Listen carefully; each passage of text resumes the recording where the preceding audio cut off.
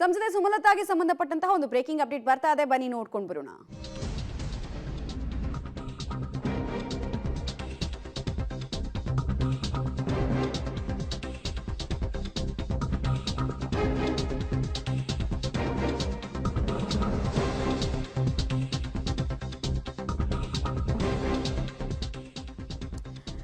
ಸಂಸದೆ ಸುಮಲತಾ ಅವರಿಗೆ ಮಂಡ್ಯ ಟಿಕೆಟ್ ನ ನಿರೀಕ್ಷೆಯಲ್ಲಿ ಕೊನೆ ತನಕ ಇದ್ರು, ಆದ್ರೆ ಅವರಿಗೆ ಟಿಕೆಟ್ ಕೊಡೋದಿಲ್ಲ ಅನ್ನೋದು ಖಾತ್ರಿಯಾದ ಬೆನ್ನಲ್ಲೇ ಹೇಗೆ ಸಮಾಧಾನ ಪಡಿಸಲಾಗಿದೆ, ಬಿಜೆಪಿ ಏನು ಆಫರ್ ಮಾಡಿದೆ ಅನ್ನೋ ಕುತೂಹಲ ಇತ್ತು.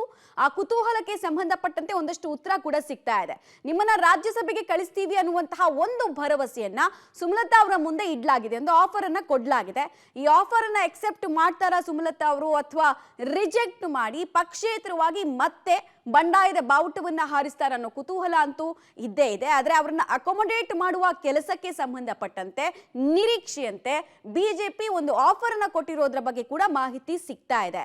ರಾಜ್ಯಸಭೆಯ ಆಫರ್ ಅನ್ನ ಬಿಜೆಪಿ ವತಿಯಿಂದ ಸುಮಲತಾಗೆ ಮಾಡಲಾಗಿದೆ ಅನ್ನೋದು ಗೊತ್ತಾಗ್ತಾ ಇರುವಂತಹ ವಿಚಾರ. ಸದ್ಯ ಈ ಆಫರ್ಗೆ ಸಂಬಂಧಪಟ್ಟಂತೆ ಡಿಸಿಷನ್ ಅವರಿನ್ನೂ ಹೇಳಿಲ್ಲ, ಅಂದ್ರೆ ಪೆಂಡಿಂಗ್ ಅಲ್ಲಿ ಇಟ್ಟಿದ್ದಾರೆ. ಸೊ ಆಫರ್ ಎಕ್ಸೆಪ್ಟ್ ಆಗುತ್ತಾ ಅಥವಾ ರಿಜೆಕ್ಟ್ ಆಗುತ್ತಾ ಅನ್ನೋದು ಕುತೂಹಲ. 2 ದಿನದಲ್ಲಿ ತಮ್ಮ ರಾಜಕೀಯ ನಿರ್ಧಾರವನ್ನ ತಿಳಿಸ್ತೀನಿ ಅಂತ ಸಂಸದೆ ಸುಮಲತಾ ಅವರು ಹೇಳ್ತಾ ಇದ್ದಾರೆ.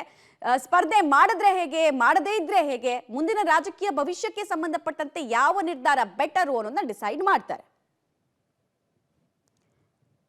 ಡೀಟೇಲ್ಸ್ ಕೊಡ್ತಾರೆ ರವೀಶ್, ನೇರ ಸಂಪರ್ಕದಲ್ಲಿ ಜಾಯಿನ್ ಆಗ್ತಾರೆ. ರವೀಶ್, ಸುಮಲತಾ ಅವರ ಮೌನದ ಹಿಂದೆ ಅವರಿಗೆ ಅವ್ರು ಡೆಲ್ಲಿಯಿಂದ ಬೆಂಗಳೂರಿಗೆ ಅಥವಾ ಮಂಡ್ಯಕ್ಕೆ ಬರಬೇಕಾದ್ರೆ ಒಂದು ಭರವಸೆಯನ್ನಂತೂ ಕೊಟ್ಟಿದ್ದಾರೆ. ಬರಿಗೈಯಲ್ಲಿ ಅವ್ರು ಬಂದಿಲ್ಲ ಅನ್ನುವಂತಹ ಒಂದು ಸಹಜವಾದಂತಹ ತಿಳುವಳಿಕೆ ಎಲ್ರಿಗೂ ಇತ್ತು.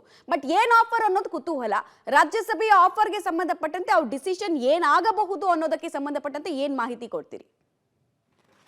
ಮಮತಾ, ಪ್ರಮುಖವಾಗಿರ್ತಕ್ಕಂಥದ್ದು ಸುಮಲತಾ ಅವರು ಮಂಡ್ಯದಲ್ಲಿ ಎಲ್ಲೋ ಒಂದು ಕಡೆ ಬಿ ಜೆ ಪಿಯನ್ನು ಬೆಂಬಲಿಸಬೇಕು, ಆನಂತರ ಬಿ ಜೆ ಪಿ ಸೇರ್ಪಡೆ ಆಗಬೇಕು ಅಂತ ಏನು ತೀರ್ಮಾನ ಮಾಡಿದ್ರು, ಅವತ್ತೇ ಸಾಕಷ್ಟು ಒಂದು ರೀತಿಯಲ್ಲಿ ಮಂಡ್ಯ ಅಭ್ಯರ್ಥಿಯಾಗಿ ಅವರೇ ಕಣಕ್ಕಿಳಿತಾರೆ ಅಂತ ಕೂಡ ಡಿಸೈಡ್ ಮಾಡಲಾಗಿತ್ತು ಅವತ್ತಿನ ಸಂದರ್ಭಕ್ಕೆ ಅನುಗುಣವಾಗಿ.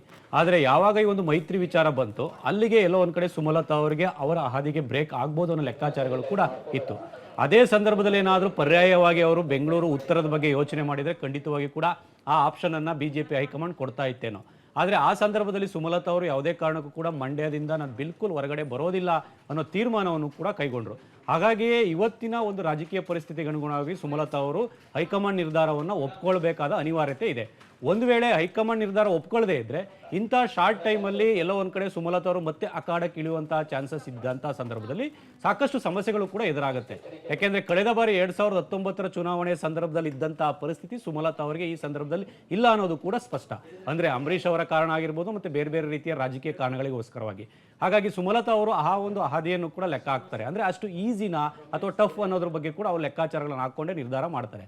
ಈ ನಡುವೆ ನಿನ್ನೆಯೂ ಕೂಡ ಸ್ಪಷ್ಟಪಡಿಸಿದ್ರು ರಾಧಾ ಮೋಹನ್ ದಾಸ್ ಅಗರ್ವಾಲ್ ಅವರು, ಸುಮಲತಾ ಅವರಿಗೆ ಉತ್ತಮ ಭವಿಷ್ಯ ಇದೆ, ಹಾಗಾಗಿ ಮುಂದಿನ ದಿನಗಳಲ್ಲಿ ಉತ್ತಮ ರಾಜಕೀಯ ಭವಿಷ್ಯ ಇದೆ ಅಂತ ಕೂಡ ಸುಳಿವನ್ನು ಕೊಟ್ಟಿದ್ರು.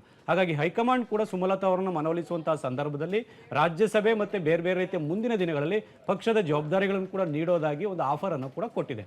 ಹಾಗಾಗಿ ಆ ಆಫರ್ ಅನ್ನು ಒಪ್ಕೊಂಡು ಸುಮಲತಾ ಅವರು ಮುಂದುವರಿತಾರೋ ಅಥವಾ ಇಲ್ಲ ಒಂದು ಅಟೆಂಪ್ಟ್ ನೋಡೇ ಬಿಡೋಣ, ಈ ಬಾರಿ ಕೂಡ ಕುಮಾರಸ್ವಾಮಿ ಅವರನ್ನು ಎದುರಾಕೊಳ್ಳೋಣ ಅಂತ ಏನಾದರೂ ಮುಂದುವರಿತಾರನ್ನು ಕೂಡ ಕಾದು ನೋಡಬೇಕಾಗಿದೆ.